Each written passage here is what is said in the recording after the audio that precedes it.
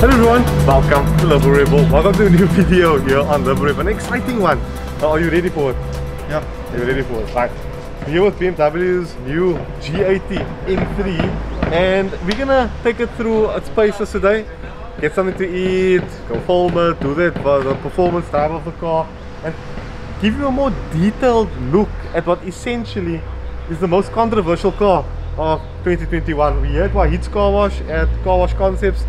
I'm gonna put a picture up of his Instagram profile. He drives a... This is Miami blue. Wahid, that color of your car. No man, that's Porsche's car. Huh? Yes, Marina. It's a flipping stunning color on his M3. And we've been checking out the M3 this morning, yeah, and everyone's going on about it because, you know, it's controversial. It's got a big roll and all sorts of things. So let's hit the road and take you for a walk around of the M3.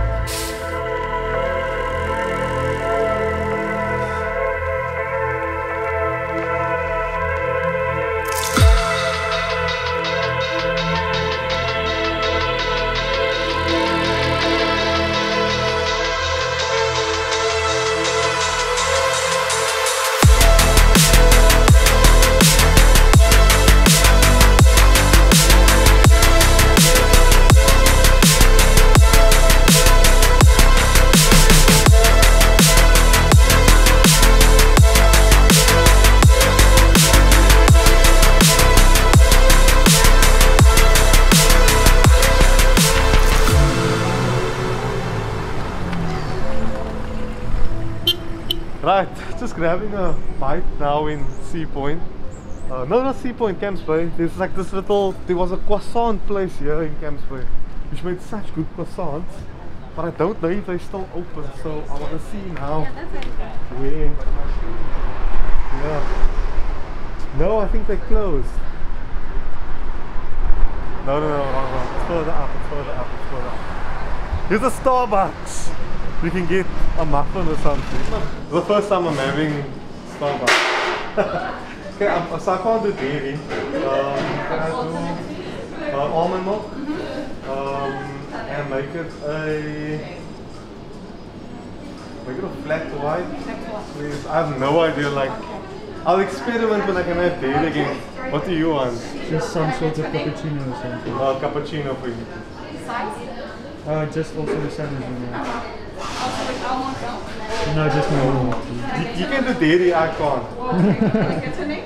Niyaaz. Make it Liberebil. Liberebil.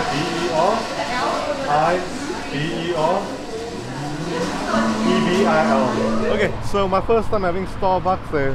Putting your name on the cup is apparently something. And we are in Camps Bay. I think a very beautiful place where I can chat about BMW's M3 in a nice setting. So what do I like about the M3? The looks. I think it looks fantastic, and the camera guy also likes the look of this car. It looks, I mean, look at this thing. From the rear end to the front, the M3 for me looks much better than the M4, purely because of how far out this haunch is here at the back, of wheel arch. BMW also adds a classic, I think this is a mud flap, it could be for aerodynamics, I'm not too sure, but not much fakery going on here at the back. This is all, this is a reflector over here, the tailpipes are real, the diffuser looks fantastic, the little spoiler at the back, not a lot of fakery. Alongside, I'm not the biggest fan of these rims. I much prefer the rims that was on the M4. This car with the rims on the M4 looks fantastic. And it's also finished in this paint. And stunning. Like from the front, it's just so freaking hot. Have you had a sip yet? No. Ugh, the almond milk is not good, but it's fine. Anyway, so we have BMW's laser lights here in front and that controversial big rolls.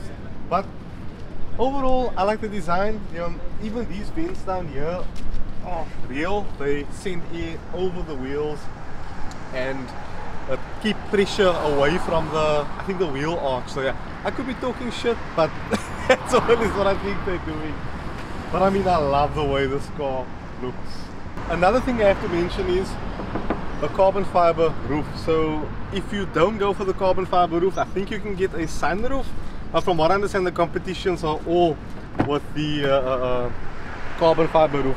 Inside, this car is finished in this beautiful leather interior. However, it's not going to be to everyone's liking. This seat is in my cameraman's seating position. He's say about that much taller than me, and I mean, I'm sitting perfectly fine at the back. These are beautiful. The carbon finish here, you can poke someone through these little holes here in the seat. You've got two USB-C charging ports and climate control at the back. But overall, it's a lovely place to be, and just so beautiful. I mean, Harman Kardon sound, a tweeter mid-range woofer at the back as well. You've got your subs under the seat like it is normal on all BMWs nowadays. Let me flip this headrest back down because I don't like it. Up. Yeah, what's in the center here? Is here a little armrest? Oh no, it's just a ski through. So you don't actually have a little armrest in the center with cup holders. Do you have any cup holders here at the back? I wouldn't put this cup in there. Let's move to the front. It's boring here at the back. Okay, the first challenge is climbing in to this car. Because of the buckets, yes, climbing in can be quite tricky. But then we are greeted with, I mean, this is a beautiful interior. Nothing creaks, nothing rattles around. Everything is quite easy to use. BMW's iDrive being one of the best in the business. I really do love BMW's iDrive. The only difference now is BMW added these M1 and M2 things. You can see in my M4 video how they are set up, but as of now you have to now go into the M menu, copyright, configure M1, and then you can configure all your different settings for each mode independently. You don't have a sport plus setting like you did in the past. If I hit it in M2, the exhaust is going to open up. You heard it? Get a bit louder there. Your M mode now can focus your cluster here in front of me. So if I hit M mode once, I get that display. I get a rev counter in my heads up display as well. And if I hold for track, all driver assistance will be turned off. There we go, track. So I can say activate track. Now that screen goes off. I get a tire pressure monitoring system over here. I get what all my settings are in on this side here. My heads up display becomes more focused. Everything just gets more aggressive, and exhaust also sounds quite good. So that's it overall. The details in the center also, you know, you've got carbon fiber, this lovely shifter with this like open space here in the center. I love the way that looks.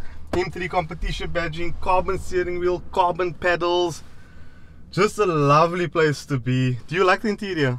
Yeah, it's one of my favorites, definitely. Because you're a M3 fanboy, so you can't really say much. Anyway, let's get to the driving of this rather lovely car.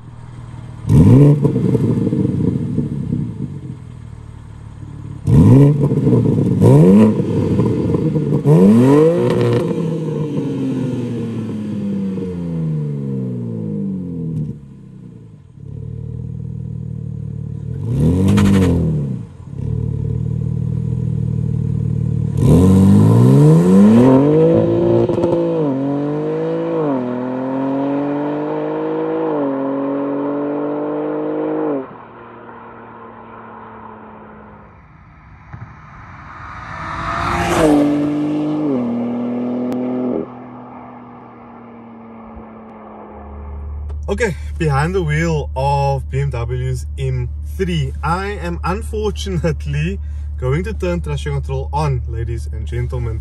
The road that I'm currently on is quite a bit of flooding, and I want to be quite clear here. I don't want to get hurt or hurt the car for other journos. So let me quickly get, you know, everything's dug in a menu here. So M menu, configure M2, my apologies, and let's just turn the traction control on. Okay, voila. Unfortunately, it means I'm gonna get nowhere near what the G80 M3 can do, but I need to be safe than being on the car, and then it's a whole other ball game. So the car's already feeling very agile, very nimble, very similar to, I mean, this pulling power is unlike anything else. It makes the RS4 feel slow, and that's saying a lot in gear. Yes, out of the whole, the RS4 is a much faster car, but through the corners and the way the steering wheel communicates feedback back to me is, I have to say, some of the best. Oh, this car reminds me of like a little M2. Like that's,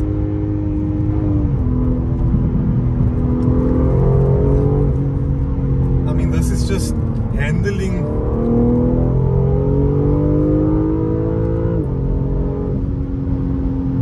And the speed we're building again is, oh, but the way the car feels, the way the car transitions from right to left, there's a synergy, there's a form of communication with this car that I don't feel elsewhere.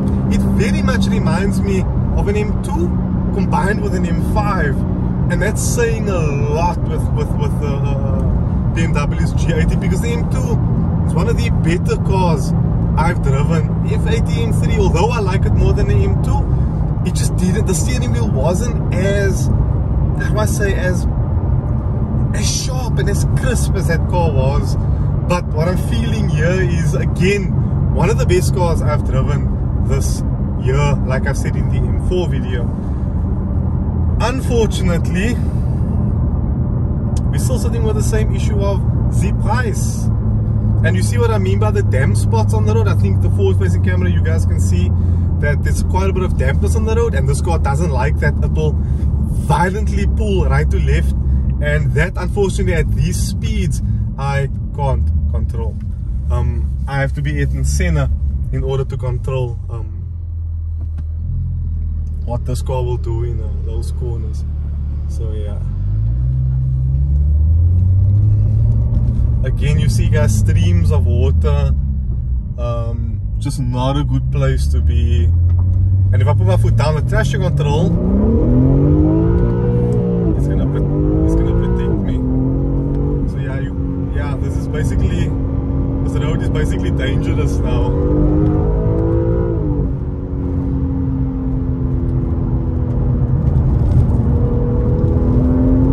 I mean, the car's still, I mean, it wants to go sideways, and we're at big numbers here in front of me. Wow. Oh.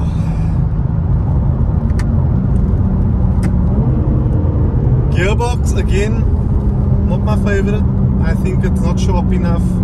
Although gear changes is fast, that sharpness that the old F80 had is muted by the 8-speed ZF. And because gear shifts are so smooth, although it's faster, it doesn't feel as sharp for me. It doesn't, you know what, it doesn't, there's a noticeable delay for me when I pull the pedal and when the car changes gear.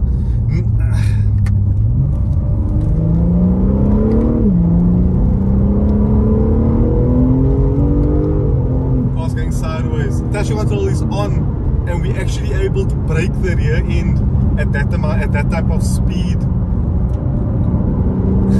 But I'm smiling, and that's all what's important, because I'm about to break all of your hearts with the conclusion of this video.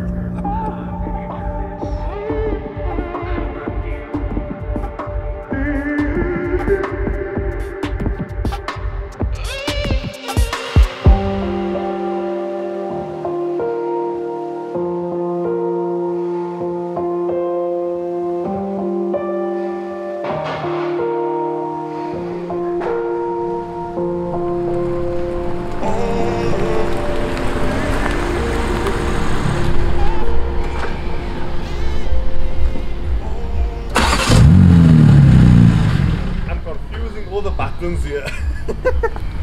Anyway, guys, that is the last video I'll probably be doing with BMW's G80 M3. The car will go back into the fleet now, and yeah, I'm not sad it's leaving, and that for me is, I think for me the saddest part about the situation is that although I really love this car, and although I feel like it's one of the best cars I've ever driven, the fact that even on a good salary I won't be able to afford this car really hurts. So yeah, I hope that prices come down, and I hope on the second market in 5 years time the prices is where I can afford it, because I'd love to get into G80.